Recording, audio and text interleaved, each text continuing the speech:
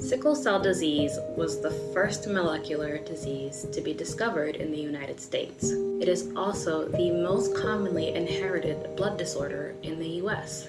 Sickle cell disease affects about 100,000 patients in the United States and millions across the globe. 1 in every 365 Black or African American infant is born with sickle cell disease. So, why is it that it has taken so long for progress to be made in drug development and care delivery for patients living with such a debilitating and deadly disorder? Before we get into answering this question, let's first hear this story. A 20-year-old student from Grenada named Walter Clement Noel sought care at a hospital in Chicago after experiencing many years of numerous ulcers, weakness, fatigue, shortness of breath, jaundice, and more importantly for him at the time, an acute unresolving cough and respiratory illness. Though unknown at the time, he was the first patient in the United States to be observed with this condition that would later become known as sickle cell disease.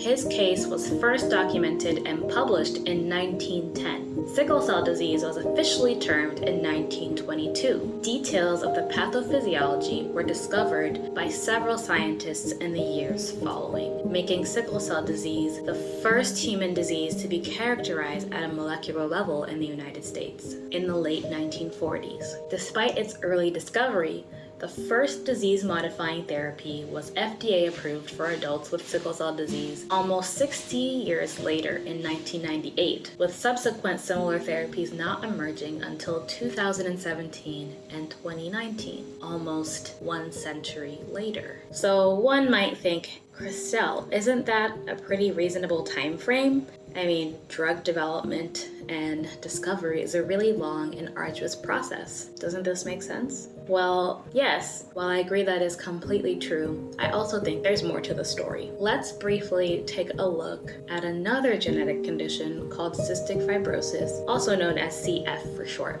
Have you heard of it before? Well, if you haven't, cystic fibrosis is also a progressive, life-threatening disorder that involves multiple organ systems, including respiratory system, digestive system, and reproductive system, just to name a few. Patients suffer from recurrent lung infections that may ultimately result in respiratory failure and need for lung transplantation. CF was first characterized in 1938 and later understood on a molecular level in 1989. In 1997, the FDA approved its first CF drug, followed by drug approvals later again in 2010, 2012, 2015, and 2018, and even 2019.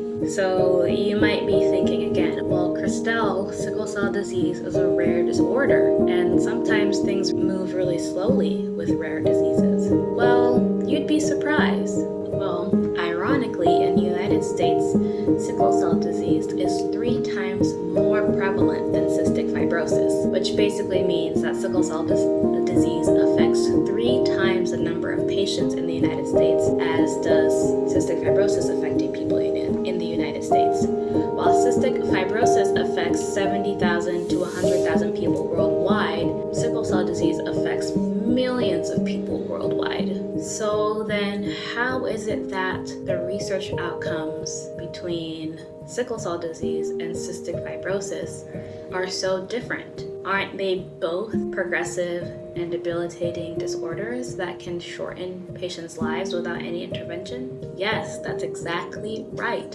And this is an important question that researchers have already been looking into for the past few decades. In data spanning the time across 2008 to 2018, lots of research shows that the funding differences between sickle cell disease and cystic fibrosis are very statistically significantly different. For example, the NIH funding per person with cystic fibrosis was more than 3 times greater than the NIH funding available per person with sickle cell disease, even though cystic fibrosis is 3 times less prevalent than sickle cell disease. Philanthropic funding per person with CF was 78 times more than philanthropic funding available per patient with sickle cell disease. Annually, there were almost almost twice as many cystic fibrosis publications than SCD publications, and cystic fibrosis trials were more than twice as likely to receive industry funding than sickle cell disease clinical trials. When taking into account disease-specific private funding, the disparities were widened even more. During this study window, sickle cell disease received 1 drug approval, while CF received 4. Funding, or lack thereof, can really impact the productivity of the scientific community and impact whether or not patients can receive the resources that they need. So this data kind of brings up a new question. Why is it that there are such strong funding differences between sickle cell disease and cystic fibrosis? While there may be a multitude of reasons, one of the explanations is founded in structural racism. Yes, I did just say the dreaded R word. Now, before you hurry and click out of the video, take a few moments to hear me out. One of the key differences between these two progressive and life-threatening diseases is the population of people they most commonly affect. Sickle cell disease, because of evolutionary advantages, affects primarily people of African, Mediterranean, or Latin descent. Cystic fibrosis primarily affects white Americans and white Europeans. While people of all races and ethnicities can have either disease, this information is still really important. Think about the state of our country with regard to race relations between 1910 and 1998, when the first sickle cell drug was FDA approved. Jim Crow laws were still in effect until the mid-60s, resulting in continued lawful lynching, massacres, assassinations, retaliation riots, segregation, and discrimination of and against Black Americans. This discrimination included areas of medicine, and this was legal under the Constitution.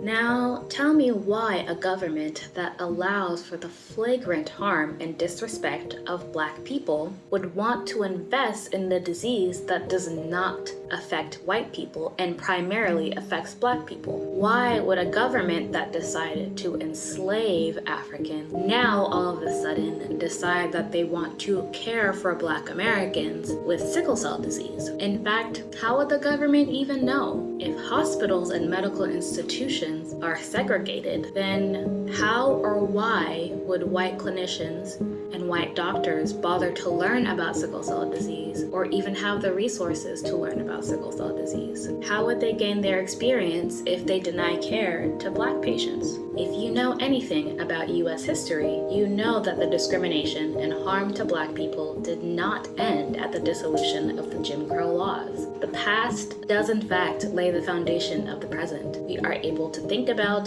taking day trips to the moon today because of the work that has been put in before today. And we are still talking about the medical disparities for patients with sickle cell disease because of the egregious and systemic harm and neglect of Black patients before us today. Now, I haven't forgotten about the question that I originally asked in the beginning of this video. In fact, if you're still listening, you probably already know the answer as to why it has taken so long for progress to be made in terms of drug discovery and care delivery to patients suffering with a debilitating disease like sickle cell disease. My heart breaks when I recount the statistical differences between sickle cell disease and cystic fibrosis, but I hope that I can contribute to positive change within the medical field to improve care and treatment options available for patients with sickle cell disease by sharing this information broadly. I want to clarify that I am in no way upset about the strides that have been made within the CF scientific community. In fact, I'm really excited about it. I don't think any patient should suffer the way that patients with CF suffer. And so I'm always really excited to know that there are options to help people live a better life. I am joyful about the leaps and bounds that are being made for patients with CF. The point of this video is to highlight that sickle cell disease is also a progressive and deadly genetic disorder, and sickle cell patients deserve the same amount of investment and care as other patients. Sickle cell disease requires a proportionally appropriate amount of funding and resources to help move the needle forward, because patients with sickle cell disease are just as deserving of care, love, and a great long, fulfilling life as patients with CF or any other patient population. So anywho, thank you for listening and watching this video all the way through. I really enjoyed making this video. What did you learn today that you didn't already know before? Definitely put it in the comments down below. I want to hear and see from you. And all of the resources that I used to make this video will be in the description section if you want to learn more for yourself. And if you are new to my channel, hello and welcome. My name is Christelle Solomon. I am an aspiring physician scientist, a sickle cell patient, and a recent transplant survivor. Be sure to subscribe to my channel if you want to learn more about sickle cell disease and more about, my life and my journey post-transplant. Until next time, toodles!